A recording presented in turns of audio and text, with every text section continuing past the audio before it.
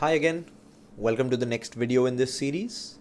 This video is all about common mistakes and common errors that operational case study exam students make, and that is why they end up not passing the exam, or that is why they fail their exam. We don't want you to go through those same errors, those same problems. That is why we have created this specific course and this specific video to showcase to you that these are the red flags. These are the issues that you must stay far away from if you want to do well on this operational case study exam. There are a few pointers, and one by one we'll discuss all of them. The first one is that students don't understand the importance of E1, P1 and F1 in your case study preparation. Now know that this is a scenario based exam, so they won't ask you directly, choose one of the above or choose four of the above, or give me the definition of activity based costing. That's not what this exam is about. This exam is your own explanations in a scenario based question, but using technical know-how from E1, P1 and F1. So to do well on this exam, especially in the operational level where 60% of your marks are based on technical knowledge, the revision is very, very, very important, because without that you won't be able to start an answer and you won't even be able to explain the answer. So the place to start, and major students falter on this, is that they don't give E1, P1 and F1 revision time. So E1, P1 and F1 is the crux of this exam, the most important part of this exam. You cannot overlook it.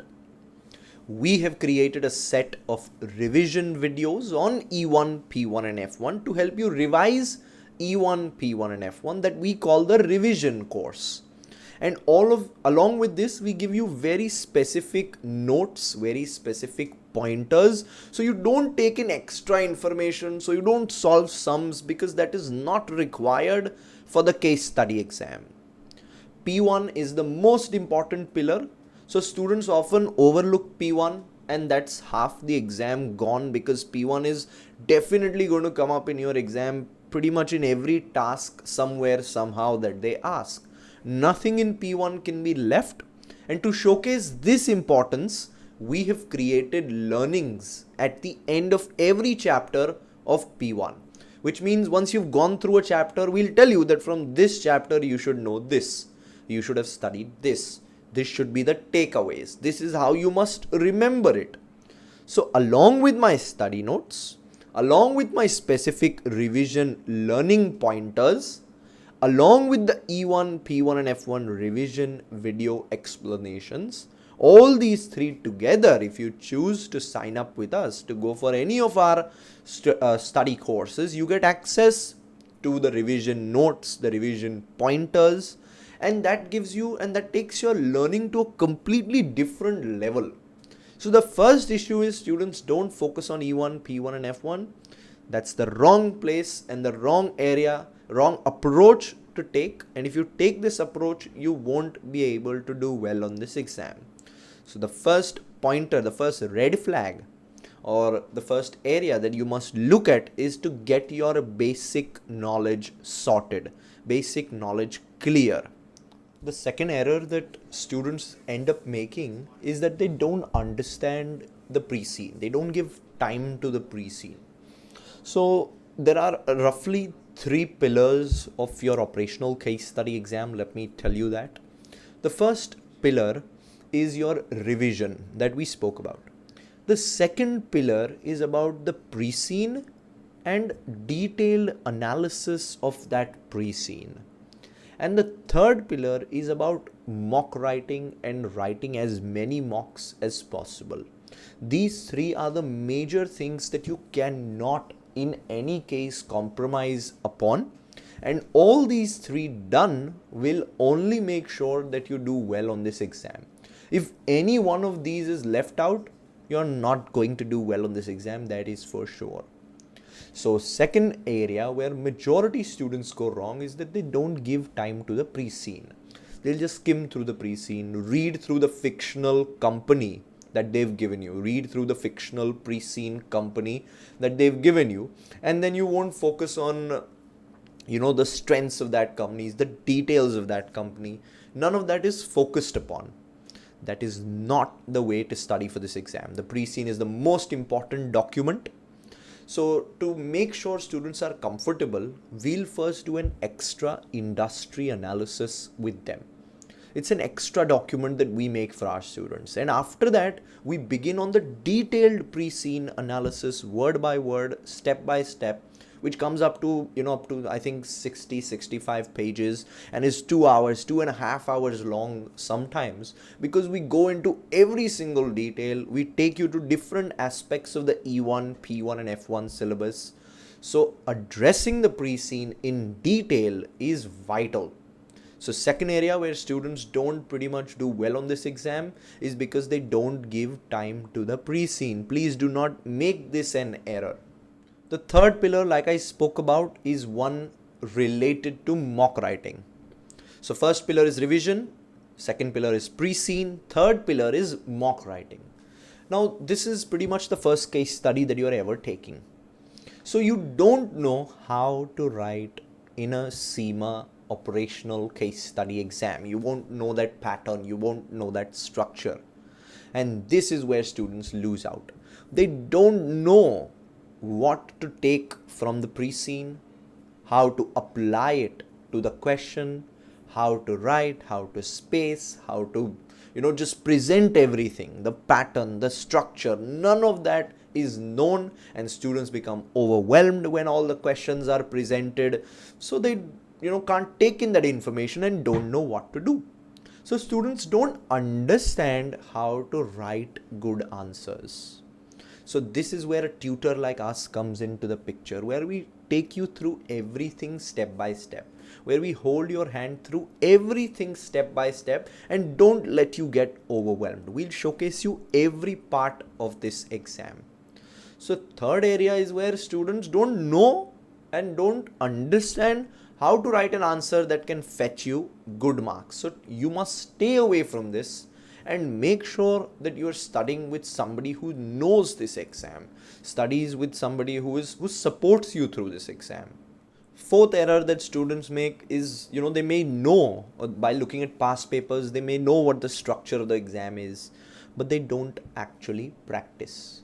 They just read past mocks, they just read questions, they just read the suggested answers, and they feel that, okay, everything's going to be fine.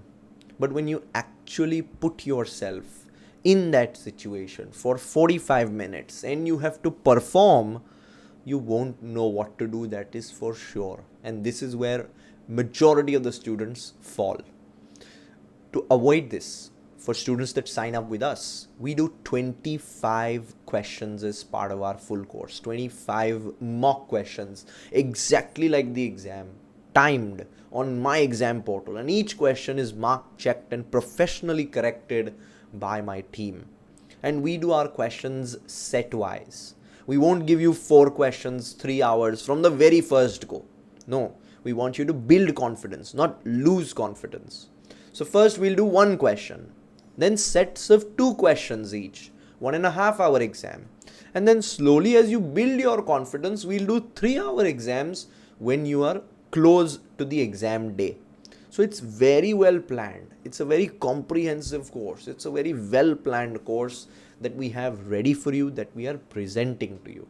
So students, please practice mock questions. Sign up with tutors for writing mocks, because that is the only way you can do well on any case study exam. No matter how well you've revised your technical knowledge, no matter how well you know the pre-seen, if you can't apply it, if you have not practiced enough, you cannot do well on this exam. So writing is a very, very important part. Next aspect is, students may write a mock looking at a past question, but then they'll mark it themselves. If you look at it objectively, it's not a very prudent approach, because if I was marking my own answer, I'll always give myself the benefit of the doubt. I'm always trying to make myself feel better. So I might give extra marks somewhere, somehow.